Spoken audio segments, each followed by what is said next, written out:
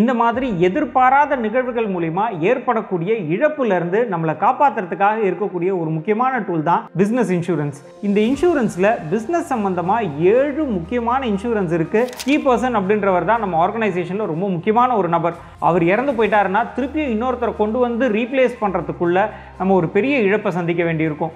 அந்த இழப்புல இருந்து நம்மளுக்கு ஈடு செய்யக்கூடிய ஒரு பாலிசி தான்.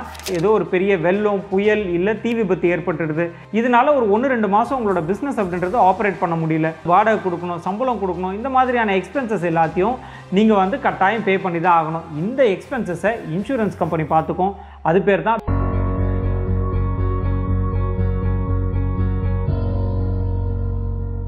வணக்கம் ஆண்டர்பிரனர்ஸ். எங்கள் அப்பாவோட ஃப்ரெண்ட் ஒருத்தர் இருப்பாருங்க. அவர் பார்த்தாலே ஐயோ இவர் வந்துட்டாரா அப்படின்ற மாதிரி இருக்கும். வந்து உட்கார்ந்த உடனே ஜீவன் ஆனந்த்னு ஒரு இன்சூரன்ஸ் பாலிசி இருக்குது அப்படின்னு சொல்லி பேச ஆரம்பிப்பார். அரை மணி நேரம் கழிச்சு இந்த பாலிசி பிடிக்கலையா, ஜீவன் உமங்குன்னு ஒரு பாலிசி இருக்குது, அதை பற்றி சொல்கிறேன் கேளு அப்படின்னு சொல்லி அதை பற்றி ஒரு அரை மணி நேரம் பேசுவார். அவர் ஒரு இன்சூரன்ஸ் ஏஜென்ட். இன்சூரன்ஸ் அப்படின்றது தனிநபருக்கு முக்கியம் தான், ஆனால் அதை விட ரொம்ப ரொம்ப முக்கியம் உங்கள் பிஸ்னஸ்க்கு நீங்கள் இன்சூரன்ஸ் எடுக்க வேண்டியது. இந்த இன்சூரன்ஸ்ன்றது ஏதோ நம்ம ஃபேக்ட்ரி சூறையாடப்பட்டுடுச்சு, நம்ம ஆஃபீஸில் பெரிய ரியாட் நடந்துருச்சு, இது மூலிமா ஏற்பட்ட இழப்புக்கு மட்டும் இன்சூரன்ஸ் அப்படின்றது கிடையாது. இதை தாண்டி நம்ம பிஸ்னஸில் ஏற்படக்கூடிய லாஸாக இருக்கட்டும், இல்லை நீங்கள் எக்ஸ்போர்ட்க்கு கன்சைன்மெண்ட் அனுப்புறீங்க, கன்சைன்மெண்ட்டை ரிசீவ் பண்ணிட்டு பணம் வரலையா, அதே மாதிரி உங்கள் ஆஃபீஸில் ஏதாவது பெரிய டேட்டா ப்ரீச் நடந்திருக்கா, இது எல்லாத்துக்குமே இன்சூரன்ஸ் கவர் ஆகும். ஸோ இன்றைக்கி நம்ம இந்த வீடியோ மூலிமா உங்கள் பிஸ்னஸ்க்கு நீங்கள் எடுக்க வேண்டிய 7 முக்கியமான இன்சூரன்ஸ் பாலிசி என்ன அப்படின்றத பற்றி தான் பார்க்க போகிறோம். அது மட்டும் இல்லாமல் நீங்கள் சொந்தமாக பிஸ்னஸ் ஆரம்பிக்க போகிறீங்களா, உங்கள் பிஸ்னஸ்க்கு தேவையான ரெஜிஸ்ட்ரேஷன்ஸ் என்ன, லைசன்சஸ் என்ன, அது எப்படி வாங்குறது, அதுக்கு தேவையான டாக்குமெண்ட்ஸ் என்ன, இதெல்லாம் பற்றி ஒரு டீட்டெயில்டு PDF டாக்குமெண்ட் கிரியேட் பண்ணியிருக்கோம். உங்களுக்கு அந்த PDF டாக்குமெண்ட் தேவைப்படுது அப்படின்னா டிஸ்கிரிப்ஷனில் இருக்கக்கூடிய லிங்கை கிளிக் பண்ணி அந்த PDF டாக்குமெண்ட்டை ஃப்ரீயாகவே டவுன்லோட் பண்ணிக்கலாம். நான் அறிவழகன், பிஸ்னஸ் லாயர். என்னோட கம்பெனி பேர் லா இன்டெலிஜென்ஷியா பிரைவேட் லிமிடெட். முதல்ல பிஸ்னஸ் இன்சூரன்ஸ் அப்படின்னா என்னன்னு பார்த்துடலாங்க. எல்லா பிஸ்னஸ்லையுமே பொதுவாக ரிஸ்க் அப்படின்றது இருக்கும். ஆனால் அந்த ரிஸ்க்கை நம்ம வந்து கால்குலேட்டட் ரிஸ்க் அப்படின்னு சொல்லுவோம். உதாரணத்துக்கு பார்த்தோம் அப்படின்னா நம்ம வந்து ஒரு மார்க்கெட்டிங் ஸ்ட்ராட்டஜி புதுசாக வந்து ட்ரை பண்ணலாம் அப்படின்னு ஒரு மார்க்கெட்டிங் ஸ்ட்ராட்டஜி பிளான் பண்ணியிருப்போம். அதை இம்ப்ளிமெண்ட் பண்ணுறதுக்கு முன்னாடி நம்ம வந்து மார்க்கெட் ரிசர்ச் பண்ணி இது ஃபெயில் ஆகுமா, இதில் சக்ஸஸ்க்கான பாசிபிலிட்டி என்ன இருக்குது, இது எல்லாத்தையும் நம்ம கால்குலேட் பண்ணி பார்த்துட்டு அதுக்கப்புறமா அந்த ரிஸ்க் எடுப்போம். இது மூலிமா தோல்வி அப்படின்றத நம்ம வந்து பாசிபிலிட்டியை குறைக்க முடியும். இந்த ரிஸ்கெல்லாம் நம்மளால் ஓரளவுக்கு அவாய்ட் பண்ண முடியுங்க. ஆனால் ஒரு சில நேரங்களில் எதிர்பாராத சில டிசாஸ்டர்ஸ் நடக்கும். உதாரணத்துக்கு வந்து பார்த்தீங்கன்னா ஒரு பெரிய வெள்ளத்தினால நம்மளோட ஆஃபீஸ் 1 மாதம் 2 மாதம் இயங்க முடியாமல் போயிடலாம். அதே மாதிரி நம்ம ஆஃபீஸில் ஒரு பெரிய டேட்டா ப்ரீச் நடக்கலாம். இல்லை ஒரு சில நேரங்களில் நம்ம ப்ராப்பரான ப்ராடக்ட் தான் நம்ம ரெடி பண்ணியிருப்போம், ஆனால் அது டிஃபெக்ட் ஆகி கஸ்டமருக்கு ஒரு பெரிய இழப்பை கிரியேட் பண்ணியிருக்கோம். அது மூலிமா நம்மக்கிட்ட ஒரு பெரிய காம்பன்சேஷன் கேட்பாங்க. இந்த மாதிரி எதிர்பாராத நிகழ்வுகள் மூலிமா ஏற்படக்கூடிய இழப்புலேருந்து நம்மளை காப்பாற்றுறதுக்காக இருக்கக்கூடிய ஒரு முக்கியமான டூல் தான் பிஸ்னஸ் இன்சூரன்ஸ். இந்த இன்சூரன்ஸில் பிஸ்னஸ் சம்மந்தமாக 7 முக்கியமான இன்சூரன்ஸ் இருக்குது.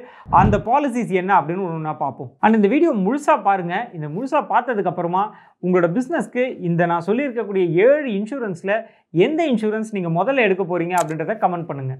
முதல்ல நம்ம பார்க்க போகிற இன்சூரன்ஸ் கீ மேன் இன்சூரன்ஸ் இல்லை கீ பர்சன் இன்சூரன்ஸ் அப்படின்னு சொல்லுவாங்க. ஒவ்வொரு ஆர்கனைசேஷன்லையுமே ஒரு கீ பர்சன் அப்படின்றவங்க இருப்பாங்க. உதாரணத்துக்கு நம்மளுடைய பார்ட்னராக இருப்பார், இல்லை நம்ம ஆர்கனைசேஷனில் இருக்கக்கூடிய டாப் லெவல் மேனேஜர்ஸாக இருப்பாங்க. இஃப் சப்போஸ் அவர் இறந்துட்டாரு அப்படின்னா நம்மளுக்கு ஏற்படக்கூடிய இழப்புன்றது ரொம்ப ரொம்ப அதிகமாக இருக்குங்க. கீ பர்சன் அப்படின்றவர் தான் நம்ம ஆர்கனைசேஷனில் ரொம்ப முக்கியமான ஒரு நபர். நிறைய வேலைகள் அவருக்கு தான் தெரிஞ்சிருக்கும், நிறைய ப்ராசஸில் அவர் இன்வால்வ் ஆகிருப்பார், நிறைய கிளைண்ட்ஸ் கிட்ட டேரெக்டாக இன்ட்ராக்ட் பண்ணுறவராக இருப்பார். அவர் இறந்து போயிட்டாருன்னா திருப்பியும் இன்னொருத்தரை கொண்டு வந்து ரீப்ளேஸ் பண்ணுறதுக்குள்ள நம்ம ஒரு பெரிய இழப்பை சந்திக்க வேண்டியிருக்கும். அந்த இழப்புலேருந்து நம்மளுக்கு ஈடு செய்யக்கூடிய ஒரு பாலிசி தான் இந்த கீ மேன் இன்சூரன்ஸ் இல்லை கீ பர்சன் இன்சூரன்ஸ் அப்படின்ற ஒரு பாலிசி. அடுத்த இன்சூரன்ஸ் பாலிசி என்னன்னு பார்க்கறதுக்கு முன்னாடி பப்ளிக் இன்ட்ரெஸ்ட்டில் ஒரு முக்கியமான தகவலுங்க.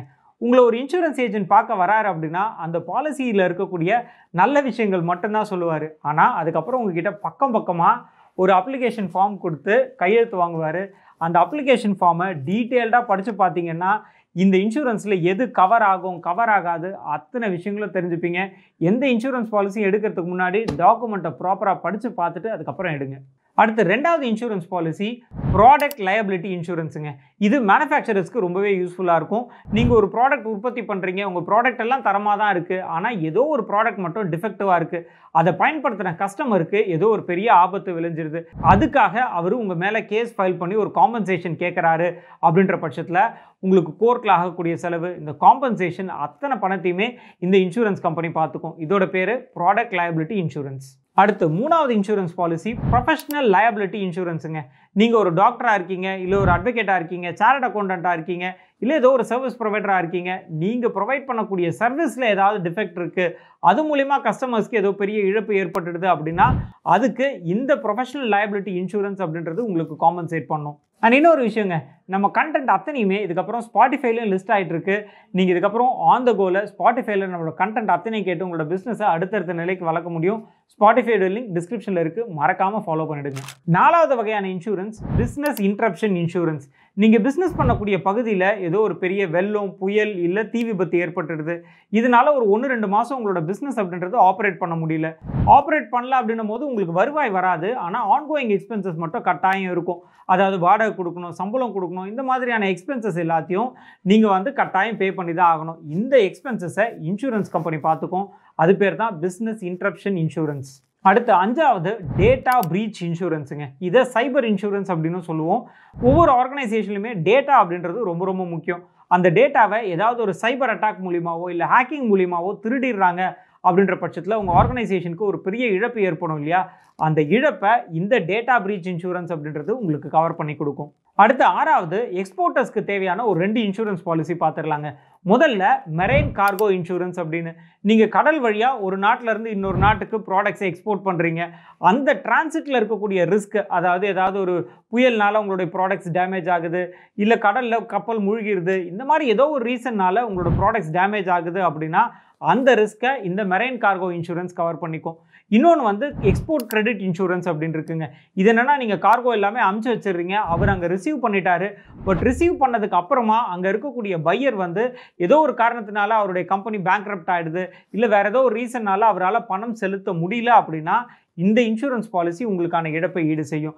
இதோட பேர் எக்ஸ்போர்ட் கிரெடிட் இன்சூரன்ஸ். அடுத்து 7வதாக பார்க்க போகிற இன்சூரன்ஸ் ஒர்க்மேன் காம்பன்சேஷன் இன்சூரன்ஸுங்க. ஒவ்வொரு ஆர்கனைசேஷன்லையும் அந்த எம்ப்ளாயீஸ் தான் அந்த ஆர்கனைசேஷனுடைய அசர்ட்டே. அவங்களுக்கு வேலை நேரத்தில் ஏதோ ஒரு ஆக்சிடென்ட் ஆகுது, அடிபடுது, இல்லை உயிரிழப்பு ஏற்படுது அப்படின்ற பட்சத்தில் அவங்களுக்கு கொடுக்க வேண்டிய காம்பன்சேஷன், அதாவது அவங்களுடைய மெடிக்கல் எக்ஸ்பென்சஸாக இருக்கட்டும், இல்லை அவங்களுக்கு வேலைக்கு வர முடியல அதனால் ஏற்படக்கூடிய சம்பள இழப்பு, இது எல்லாத்தையுமே இந்த ஒர்க்மேன் காம்பன்சேஷன் இன்சூரன்ஸ் பார்த்துக்கும். சரிங்க, இன்றைக்கி பார்த்த இந்த இன்சூரன்ஸ் பற்றின தகவல் ரொம்பவே பயனுள்ளதாக இருக்கும் அப்படின்னு சொல்லி நம்புகிறேன். இதே மாதிரி பிஸ்னஸ் பற்றி வேறு ஒரு இன்ஃபர்மேஷனோட உங்களை பார்க்குறேன். நான் அறிவழகன், பிஸ்னஸ் லாயர். என்னோட கம்பெனி பேர் ல இன்டெலிஜென்சியா பிரைவேட் லிமிடெட்.